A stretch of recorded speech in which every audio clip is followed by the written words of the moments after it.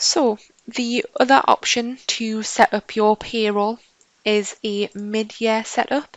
So if you're transferring from another payroll system such as HMRC Basic Tools, you can use the Migrate Payroll Data option to easily enter your existing payroll information and employees into payroll. So going through this, we'll have a look at when to migrate your data, the information that you'll need from your last payroll system to actually migrate your data. And then I'll just take you through a demonstration of how you actually do a mid-year setup in payroll and where to enter the information that you have. So when to migrate your data. You must migrate your data at the start of a tax month or quarter, depending on how often you pay HMRC and enter payroll total values up to that date. This ensures that when you produce your P32 for that month or quarter, the values agree with your full payment submissions that you make to HMRC. So a tax month runs from the 6th of one month to the 5th of the next. The first tax quarter runs from the 6th of April to the 5th of July, then every 3 months after that. For example, if you've processed the first 2 weekly pay runs of the current tax month, you should process the remaining weekly pay runs of that reporting period in the old payroll system, make your relevant online submissions before migrating to payroll at the end of the next tax month.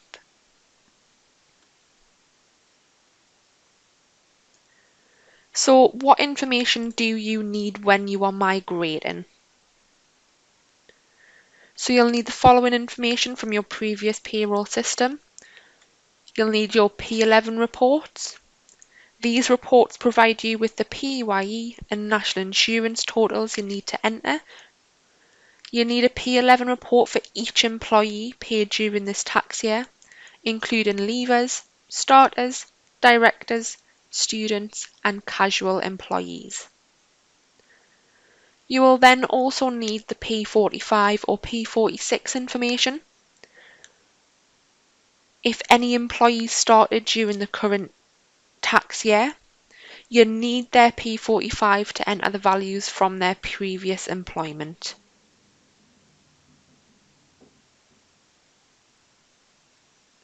You'll also need the start dates of all the current employees.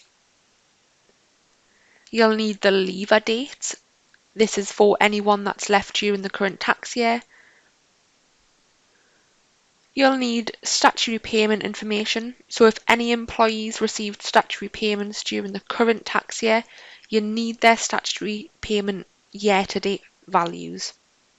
Also, the relevant dates relating to their absence and employee average weekly earnings.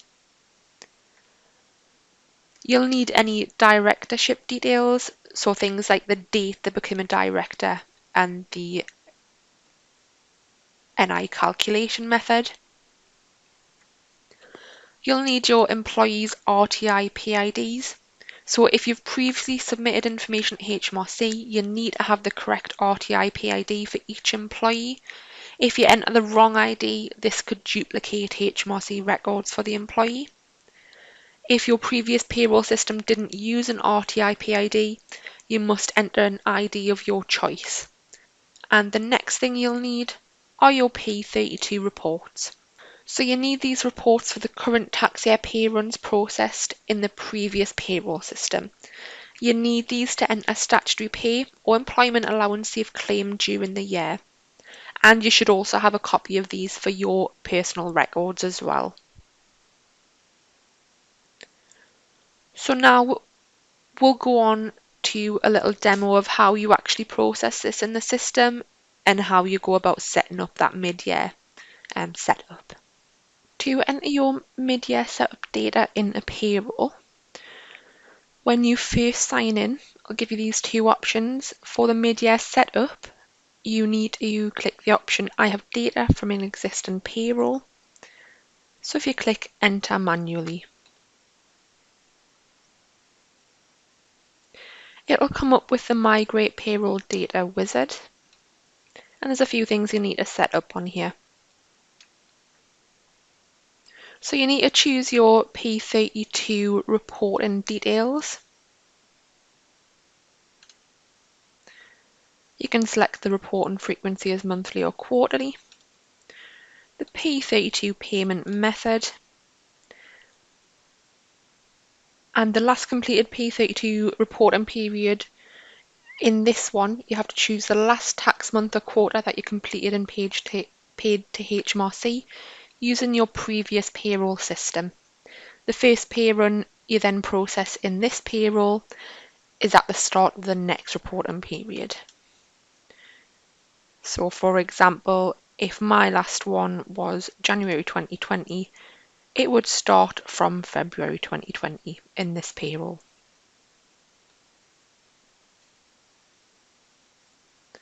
You then have to specify when your employees are paid, so essentially this is setting up your pay calendars.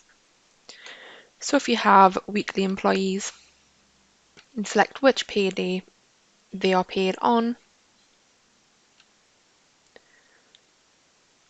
And again, this box, if you have that ticked, it'll automatically avoid public holidays and weekends and pay them the day before. Or if you have that unticked, it'll just pay on Tuesday every single time. So once you've got them selected, if you click next.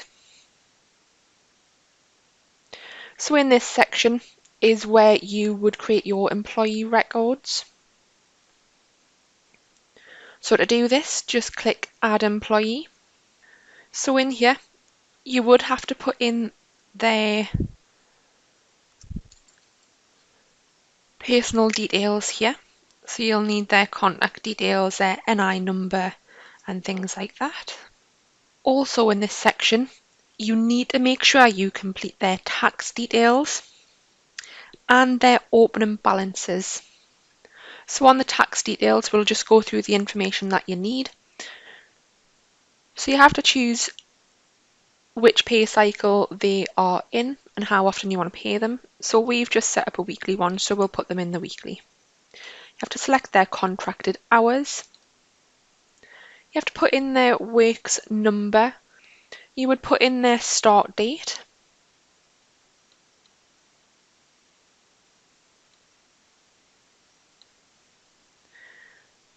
You would select the payment method, how you actually pay them outside of payroll. You would then put in their tax code, whatever that is for this year. If you don't know that, do get in contact with HMRC. And you would pick their NI category. For the RTI Pay ID, this is a unique employee reference for your company which is included in your submissions to HMRC. If you are migrating data from a previous payroll, this RTI Pay ID has to be the same as what was in that previous payroll. So next, we'll have a look at opening balances. If the employee was paid in this tax year, select this box. The taxable pay this employment is the employee's taxable gross pay received so far this tax year. For this employment, including any statutory sick pay received. If the employee started work during this tax year, this value is for the current employment only. You should add the P45 value to the started during tax year section. Tax this employment is the amount of tax paid to date by the employee in this tax year. So again, if they started during this tax year, this value is only for the current employment at your company. You would then need to select their NI category.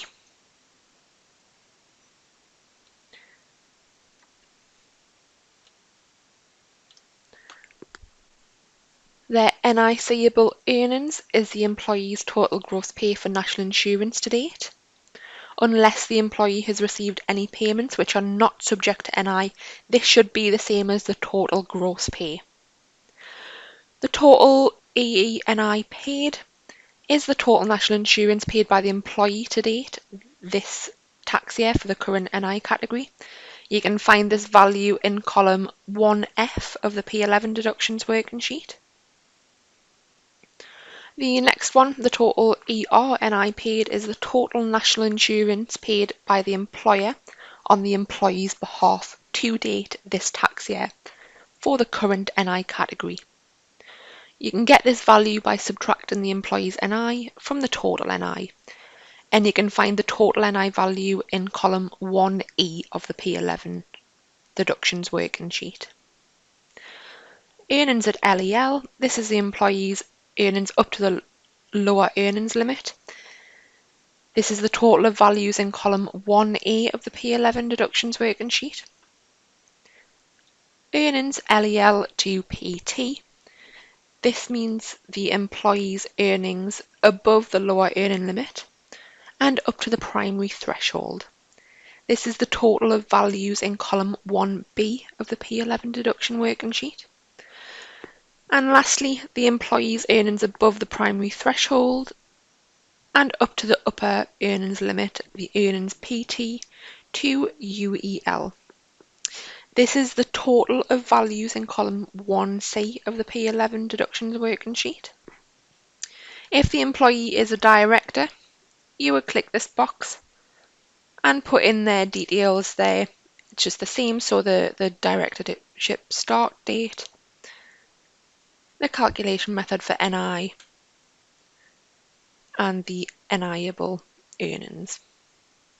If the employee has received any statutory payments in this tax year, select this tick box, then enter the amount paid so far in the relevant boxes. You can't recover SSP paid to employees, therefore you shouldn't include any SSP the employee received during the tax year in this amount. Instead, you should include any SSP received in the taxable paid a date amount. If the employee has made student loan repayments this year, you would tick this box and enter the total value of those repayments. If the employee started working for you during this tax year, select this tick box and then click the relevant starting basis. And then once you've filled all that in, if you just save that and your employee comes up there. If you do have more employees, just click in the add employee button and making sure you fill all that detail in for everyone. Once you've done that, if you click next. So this is just the confirmation page. So this tells you who is currently active on the payroll and any employees who were paid but have left the business. So to migrate these employees, just press submit. So we'll go on to the migrate payroll data screen and enter any values for statutory pay recovered. So when you migrate data from an existing payroll system partway through the tax year, you can enter the values for any statutory payment recovery and compensation that you've received so far. So for example, your employment allowance values. This just makes sure that your P32s are correct.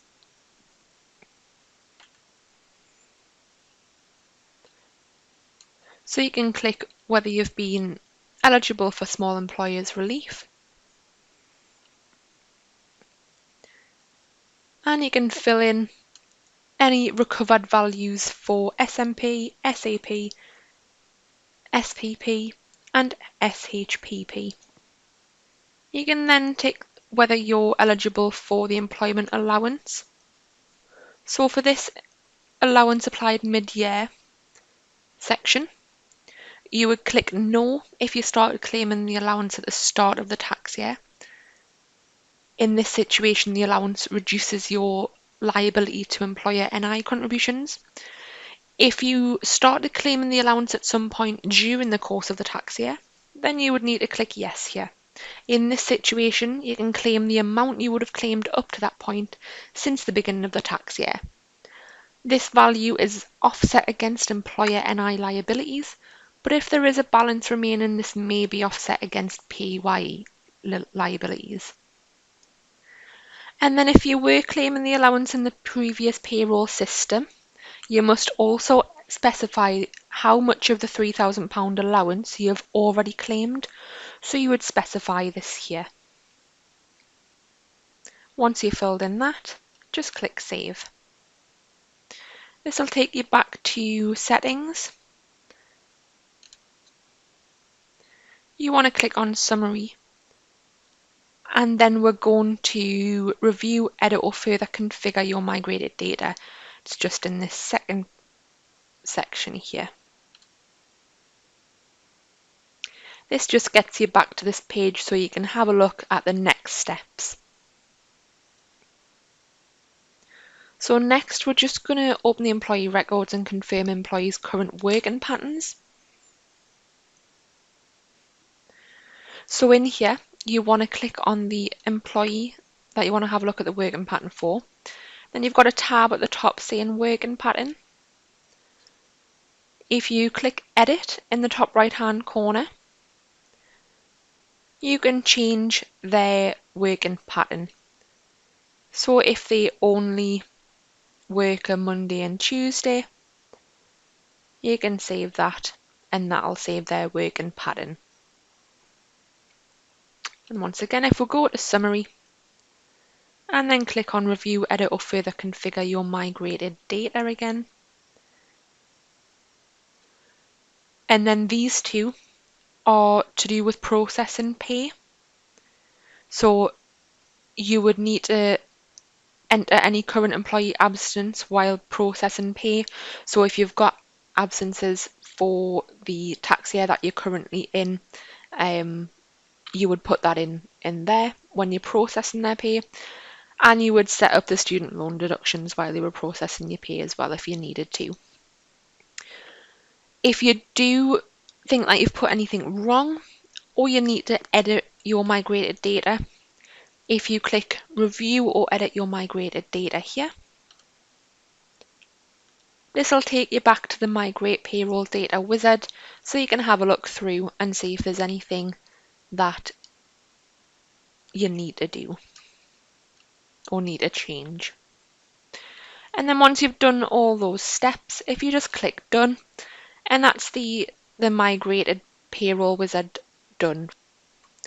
And then you can go on to set up your pension, just as described in the previous section of this video. And you can go to Settings,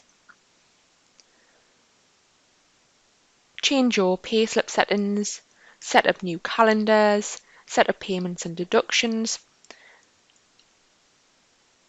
and put your PAYE reference number and accounts office reference number in the payroll settings.